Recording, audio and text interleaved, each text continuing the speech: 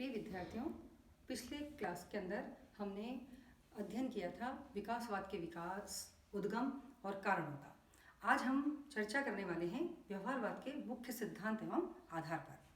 जैसा कि आप जानते ही हैं कि व्यवहारवाद के प्रणेता हैं डेविड ईस्टन।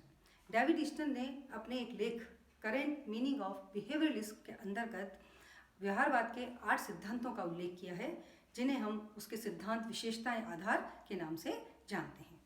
व्यवहारवाद के 8 सिद्धांतों में उन्होंने बताया नियमितता, सत्यापन, तकनीकीकरण, परिमाणीकरण, मूल्य निरपेक्षता, क्रमबद्धीकरण, विस्तृत विज्ञान एवं एकीकरण। सबसे पहले हम देखेंगे पहला सिद्धांत, नियमितता।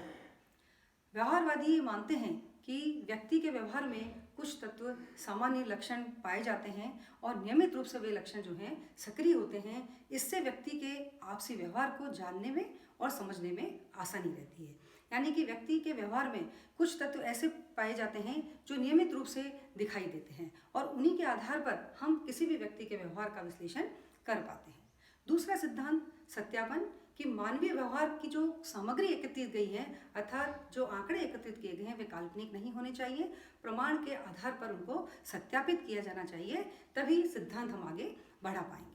तीसरा दिया है उन्होंने पॉइंट, तकनीकीकरण, कि व्यवहार अथवा आचरण को लेकर जो भी अनुसंधान किए जा रहे हैं वह तकनीक पर आधारित होने चाहिए और तकनीक ऐसी होनी चाहिए जैसे सांख्यिकी और गणित के अंदर हम जिन तकनीकों का प्रयोग करते हैं जिससे इसको वस्तुनिष्ठ प्रकृति के अंदर ढाला जा सके। चौथा सिद्धांत व्यवहारवाद का दिया गया है परिमाणीकरण, या गणना करना, मापन करना। अनुसंधानकर्ता को तथ्यों एवं विवरण को तैयार करने और स्पष्टता लाने में परिणामन अर्थात मापन करने के लिए सांख्यिकी पद्धति का प्रयोग किया जाना चाहिए, कि जो तथ्य और आंकड़े इकट्ठे किए गए हैं उनका मापन होना चाहिए जिससे उनको सुस्पष्ट तरीके से लेखबद्ध किया जा सके। पांचवा सिद्धांत दिया है उन्होंने मूल्य निरपेक्षता। जैसा कि आप जानते ही हैं कि परंपरागत राजनीति विज्ञान को आधुनिक राजनीति विज्ञान से जब हम अंतर करते हैं तो मुख्य जो अंतर है वह मूल्य निरपेक्षता ही है। और अनुसंधानकर्ता को व्यवहारवादी ये मानते हैं कि मूल्यों से निरपेक्ष रहना चाहिए। जब वो शोध करता है तो उसको मूल्यों से तटस्थ रहना चाहिए, क्योंकि यदि वो मूल्यों के साथ है, मूल्यों से अगर वो तटस्थ नहीं है तो उसके शोध पर इसका प्रभाव पड़ता है। ऐसा व्यवहारवादियों का मानना है।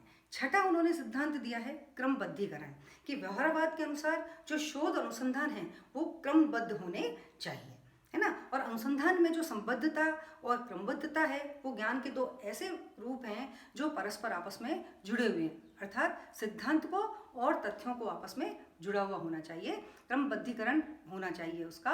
जैसा कि हम कहते भी हैं कि विज्ञान हम किसको कहते हैं, कि तथ्यों के क्रमबद्ध ज्ञान को ही हम विज्ञान कहते हैं। तो व्यवहारवाद के अंदर भी सिद्धांतों और तथ्यों का जो क्रमबद्ध है वो पूरी तरह से होना चाहिए, उनको एक क्रम के अंदर लिया जाना चाहिए।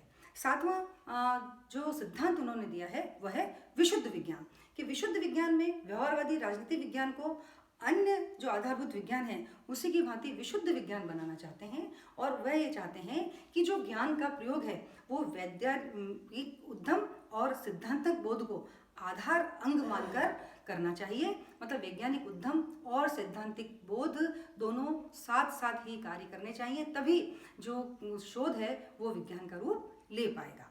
आठवां जो सिद्धांत उन्होंने दिया है वह है एकीकरण अथवा समग्रता।